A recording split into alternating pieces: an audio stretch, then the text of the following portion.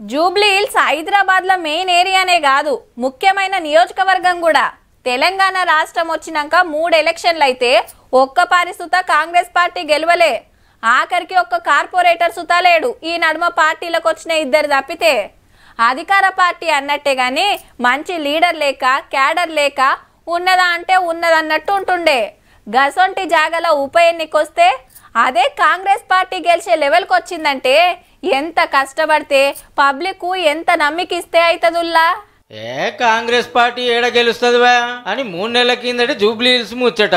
ఎవరని అడిగినరో ఏమని అడిగినరో ఎట్లా చేసినరో గాని సర్వేలన్నీ కారుకు జై కొడుతున్నాయల్లా. నియోజకవర్గంలో కాలు పెట్టిండు మంత్రి వివేక్ వెంకటస్వామి సారు. పక్కా గెలవాల్సిందే, పార్టీ పతారా చూపియాల్సిందే అనే జిద్దుతోటి ఎలక్షన్ డేట్ రాకముందే బస్తీ బస్తీ తిరిగిండు, గల్లీ గల్లీ పోయిండు, అందరితోటి మాట్లాడిండు, ఏడేం కావాలనో తెలుసుకుండు, పబ్లిక్ తిప్పలు అరుచుకుండు.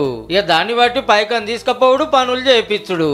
రోడ్లు, డ్రైనేజీలు, నీళ్లు ఇట్లా 2 నెలల్లో 200 కోట్ల రూపాయల డెవలప్మెంట్ పనులు అయినాయి. మళ్ళా केटीआर ने 10 साल म्युनिसिपल एडमिनिस्ट्रेशन मिनिस्टर रहने पर भी एक भी काम नहीं किया अपना जुबली हिल्स कॉन्स्टिट्यूंसी में। लेकिन हमारे रेवंत रेड्डी साहब ने हमारे को इंस्ट्रक्शन दिया, उसके प्रकार हम लोग जुबली हिल्स पे సుమారు 200 करोड़ का काम किया है. మీటింగుల మీద మీటింగులు, కార్యకర్తలను కలుసుడు, పబ్లిక్ ను సంజాయించుడు, అందరిని కలుపుకపోవడు, నవీన్ యాదవ్ ను అసెంబ్లీకి పంపాలని కోరుడు. అధికార పార్టీని గెలిపిస్తే ఎంత ఫాయిదా అవుతుందో, ఏమేం పనులు అవుతాయో వివరంగా చెప్పి ప్రచారాన్ని ముంగటికి పట్టుకపోయిండు వివేక్ సారు. కానీ టిఆర్ఎస్ ప్రభుత్వం 10 సంవత్సరాలు హయాంలో ఉండి డబుల్ బెడ్రూమ్ ఇల్లు కట్టిస్తాడు, మన నిరుద్యోగ వృద్ధి ఇస్తాడు, ఇయ్యలేదు.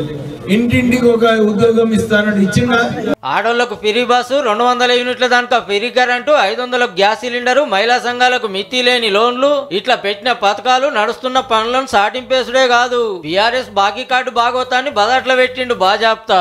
అంతెందుకు, వారం కిందటి దానిక బీఆర్ఎస్ గెలుస్తుందని సర్వేల మీద సర్వేలు ఇడిచి పబ్లిక్ ను గోల్మాల్ చేయబోతే ఓట్ల నాడు ఏలికి ఇంకట్టించుకున్న వాళ్ళు చెప్పింది తిన్నాక ఫ్యూజులు అవుట్ అయ్యి లేలే పక్కా కాంగ్రెస్ సీటే అని అదే సర్వేలు చెప్పే కాడికి కథ వచ్చిందంటే మంత్రి వివేక్ సార్ పంతనం అట్లున్నది. మళ్ళా అప్పుడు -22 ఉన్న కాంగ్రెస్ పార్టీ ఇప్పుడు +20 పడ్డదంటే నవీన్ యాదవ్ అన్న మంచి మెజార్టీతో అసెంబ్లీకి పోతున్నట్టే.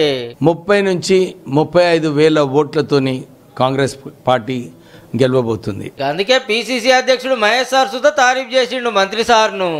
विवेक वेंकट स्वामी जी यहाँ 3 महीने से यहाँ काम करते आए, बहुत कमिटेड लीडर है. इतना डिसिप्लिन पॉलिटिशियन मैं बहुत कम देखा. फिजिकली भी डिसिप्लिन्ड है, पॉलिटिकली भी डिसिप्लिन्ड है. ఏ మాట కామాట ఇంకో 2 ఇన్ఛార్జి మంత్రులు పొన్నం ప్రభాకర్ సారు, తుమ్మల నాగేశ్వరరావు సార్గిన మస్తు కష్టపడ్డారు పట్నంలో ఇంకో సీటు గెలుస్తానికి.